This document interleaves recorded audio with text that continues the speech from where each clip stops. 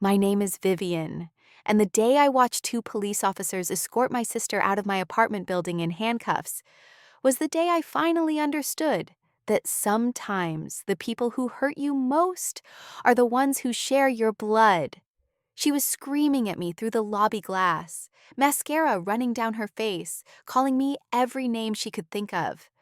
I stood there with my phone in one hand and a police report in the other, watching her world collapse the same way she'd tried to collapse mine. And I felt nothing but the cold, clean satisfaction of someone who'd finally said enough. Have you ever had someone treat your boundaries like suggestions they could ignore whenever it suited them? Let me back up. My sister Mallory and I used to be close. Not best friends close, but that comfortable sibling relationship where you genuinely enjoyed each other's company at family gatherings and texted funny memes back and forth. She was 3 years older, married her college boyfriend Derek at 24, and had two kids by the time she was 28.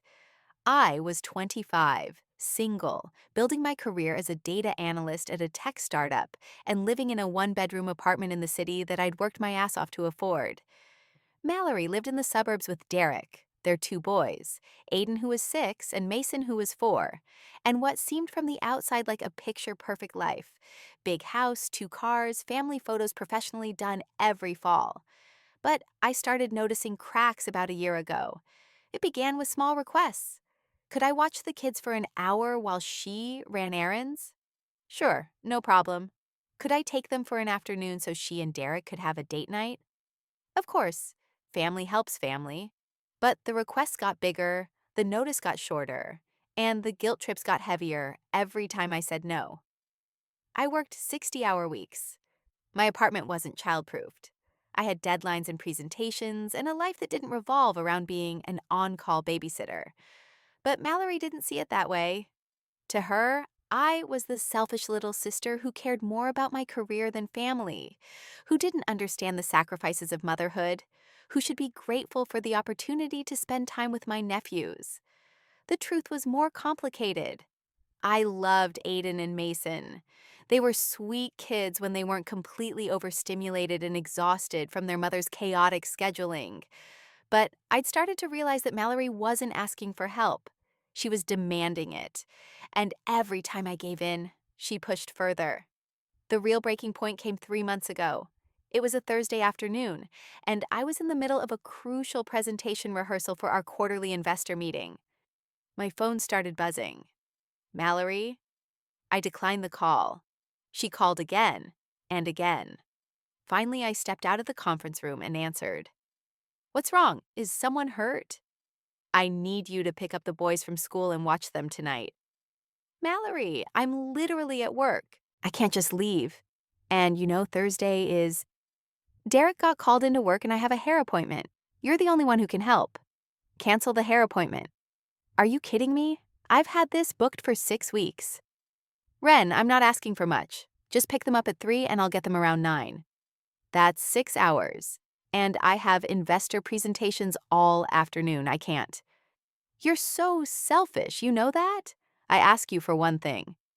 You ask me for things constantly. And this isn't even an emergency. It's a hair appointment.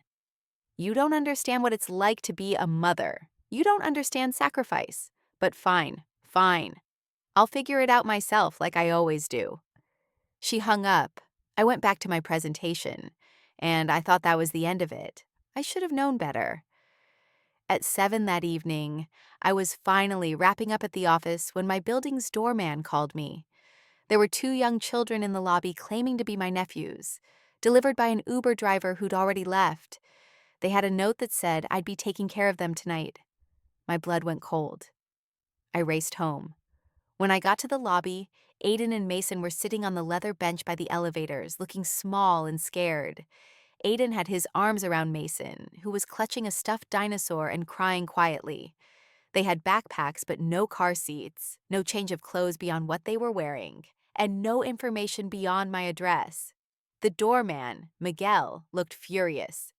Miss Chen, I almost didn't let them in. The Uber driver just dropped them at the curb and drove off. These are children. This is I don't even know what this is. I knelt down in front of my nephews. Hey guys, it's okay. You're safe. Let's go upstairs, all right? Aiden nodded, but Mason just kept crying. They were terrified. In my apartment, I got them settled with snacks and turned on a kids' show while I called Mallory. Straight to voicemail. I called Derek. Voicemail. I texted both of them. Nothing. I checked the note again. Mallory's handwriting. Taking the boys for the night. Know you'll understand family comes first. Back tomorrow afternoon. She'd put two small children in a stranger's car. Sent them across the city to an apartment building they'd never been to. With no car seats, no safety verification, nothing. Because I'd said no to a hair appointment. I tried calling again, nothing. I tried their home number, their neighbors, Mallory's best friend. No one knew where they were, or they were covering for her. Finally, around 9:30, Mallory texted back, "Boys okay? Knew you'd come through. Out with Derek, phone's dying, back tomorrow." My hands were shaking, not with fear anymore, with rage. I looked at Aiden and Mason, finally calmed down and half asleep on my couch. I thought about what could have happened. The Uber driver could have been anyone. The kids could have been dropped at the wrong address. They could have wandered into traffic. Mason was 4 years old. He barely understood street safety. And Mallory had done this. Not out of desperation or emergency, but as punishment for my boundary. That night, after I got the boys settled in my bed while I took the couch, I made a decision. I wasn't going to let this go. I wasn't going to accept her explanation or her justification. I was going to make sure this never happened again. The next morning, I took the boys to school myself, after confirming with the school that neither Mallory nor Derek had called to report them absent or explain their overnight location. I documented everything. The Uber receipt I found in Mason's backpack, the note in Mallory's handwriting, photos of their scared faces from my building's security footage that Miguel helped me obtain, timestamps of my calls and texts. Then I called a lawyer. Her name was Patricia Monroe, and she specialized in family law. When I explained the situation, there was a long pause on her end.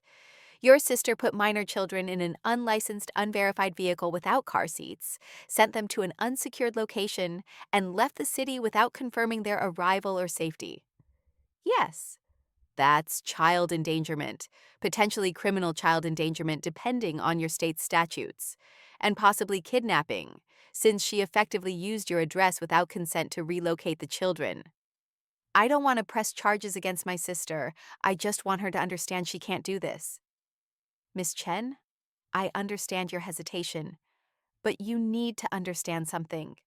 What your sister did wasn't just inconsiderate. It was dangerous and illegal. Those children could have been hurt or killed. And if you don't take action, she'll do it again. I sat with that for a long moment. What would you recommend? Document everything. File a report with Child Protective Services. If you're concerned about criminal charges, we can start with a cease and desist letter and a formal complaint. But those children need protection, and your boundaries need legal teeth. I hired her that afternoon. The next 2 weeks were a masterclass in watching someone's entitled worldview shatter. First came the CPS visit to Mallory's house. She called me screaming, saying I was trying to steal her children, that I was vindictive and cruel, that she'd never forgive me. I didn't engage. I just sent her one text. You put them in an Uber alone and didn't tell anyone where you were. If you think that was okay, we have nothing to discuss.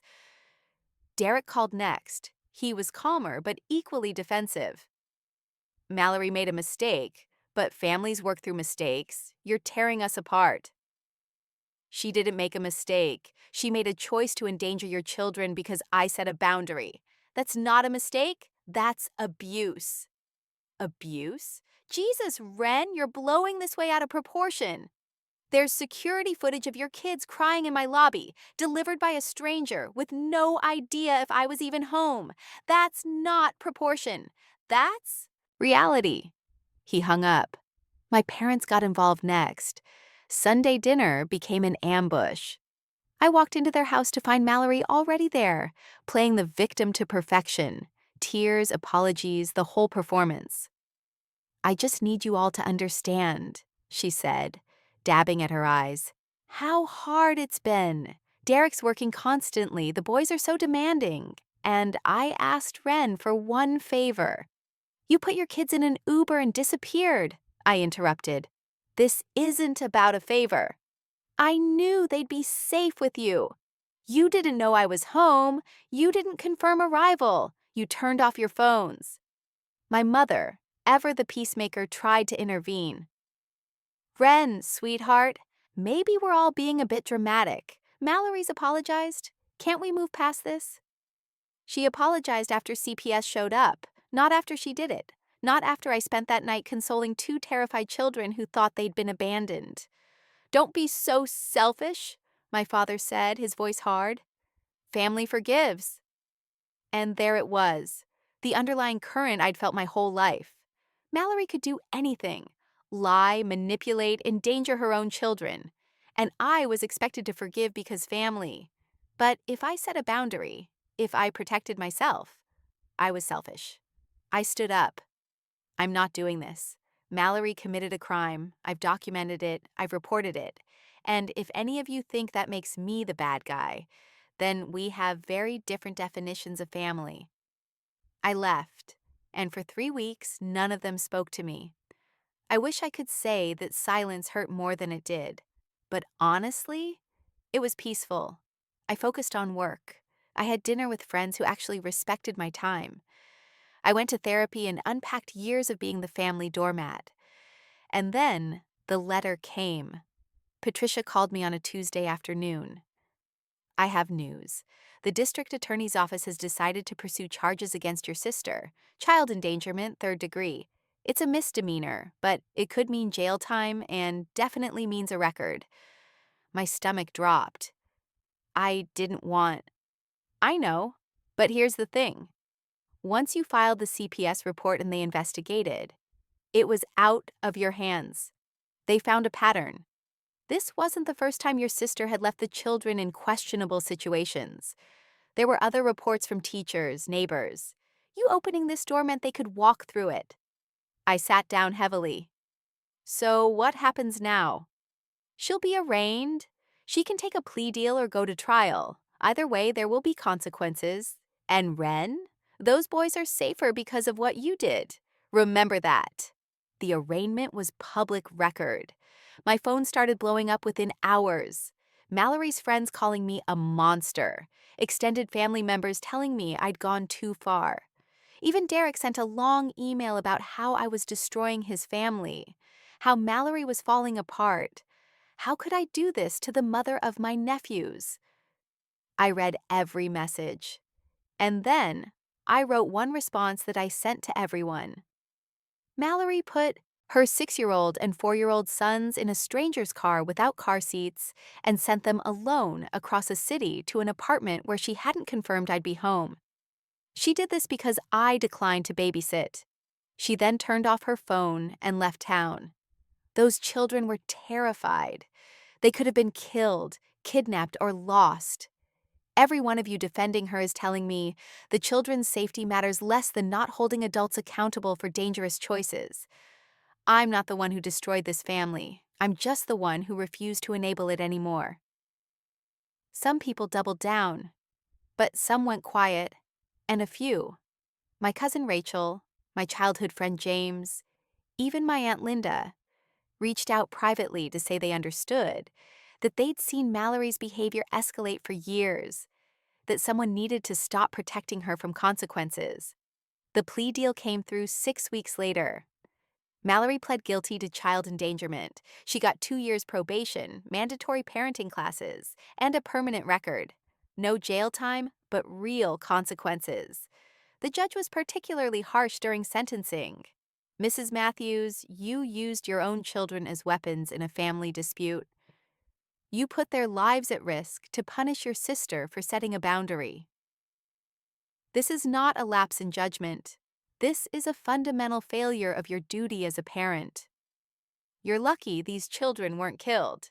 You're lucky this court is offering leniency. Do not mistake that leniency for acceptance of your behavior." I wasn't at the sentencing. I'd made the decision to step back from the legal process once it was in the DA's hands. But Patricia sent me the transcript. I thought I'd feel triumphant. I thought there'd be this rush of vindication, of justice served.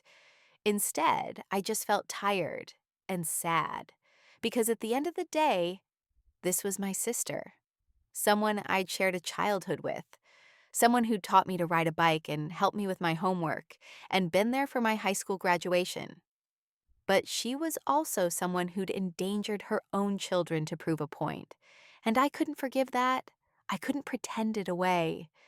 The really ugly part came after the sentencing, during the family fallout. My parents invited me to Thanksgiving. I said I'd come if Mallory wasn't there. My mother actually gasped. "You can't seriously expect us to choose between our daughters?" "I'm not asking you to choose. I'm saying I won't sit across from someone who put her kids in danger and never actually apologized, who still thinks she's the victim. She's been punished enough. The court case, the embarrassment, losing her job. She lost her job because she committed a crime that made the local news. Those are consequences, Mom, not punishment from me." When did you become so cold? When I realized that being warm meant being a doormat. They chose Mallory for Thanksgiving and Christmas and Easter. I spent the holidays with friends and felt more grateful and seen than I had in years at family gatherings. But the story doesn't end there. About 4 months after the sentencing, I got a call from Derek. His voice was strained, exhausted. "I need to talk to you. Not about an apology tour or getting you to forgive Mallory, just, I need to talk." We met at a coffee shop near my office. Derek looked like he'd aged 5 years. He ordered black coffee and didn't touch it. "The parenting classes are working," he said finally. She's been learning things about boundaries and emotional regulation and how she was raised. It's been hard for her to face." "Okay." "She wants to apologize to you, really apologize. Not the performance she did at Mom and Dad's. But she's scared you'll reject her." "She put her kids in danger to hurt me, Derek. I'm not obligated to accept an apology." "I know. I'm not asking you to. I'm telling you that I see it now. I see what you were protecting. Not just yourself. Aiden and Mason, too. They ask about you, you know. They remember that night. And in therapy. We're in family therapy now. They talk about how you made them feel safe. Even though they were scared, you made them feel safe." My throat got tight. "How are they?" "Better. Mallory's better with them now. More present, less resentful. The probation officer visits have been good for us. Accountability, you know?" He laughed bitterly. "Turns out we needed someone outside the family to say this isn't normal before we'd believe it. I'm glad they're safe. Ren, I'm sorry. I should have seen it. I should have stopped her. I should have backed you up when you set boundaries. Instead, I enabled her because it was easier than dealing with her anger." I looked at this man who'd been my brother-in-law for 6 years, who I'd seen as part of the problem, and I realized he'd been drowning too, just in a different way. "Thank you for saying that." We talked for another hour about the boys' progress in school, about Derek's efforts to be more present, about Mallory's long road to actually understanding what she'd done wrong. He didn't ask me to reconcile. He didn't pressure me to come to family events. He just acknowledged the truth. As I walked back to my office, I felt something shift. Not forgiveness, not exactly, but maybe the beginning of letting go of the anger. The real turning point came 6 months after that. I was at Target, of all places, buying paper towels and dish soap, when I turned a corner and there was Mallory. She froze. I froze. For a second, I thought about walking away. Then I saw what was in her cart: activity books, healthy snacks, a first aid kit. She caught me looking.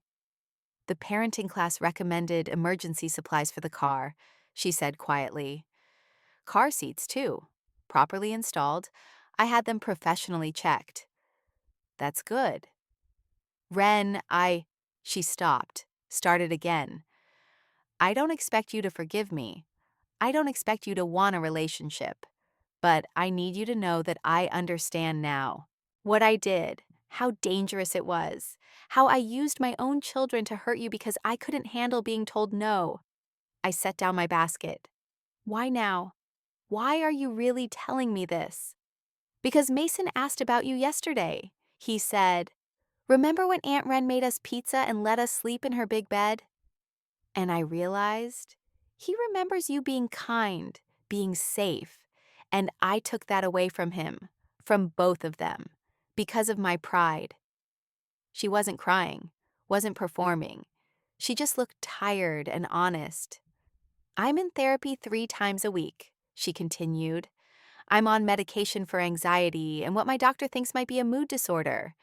I'm learning that a lot of my behavior was about control and fear and repeating patterns from how we were raised. None of that excuses what I did, but I'm trying to make sure I never do it again. That's for your kids, not for me. I know, but I wanted you to know anyway." We stood there in the Target aisle, years of sisterhood and betrayal and consequence between us. I didn't hug her. I didn't say it was okay. But I did say something true. "I hope you keep getting better. For Aiden and Mason, they deserve a mother who can be present and safe." "They do." She paused. "You were right to do what you did, even though I hated you for it. You were right."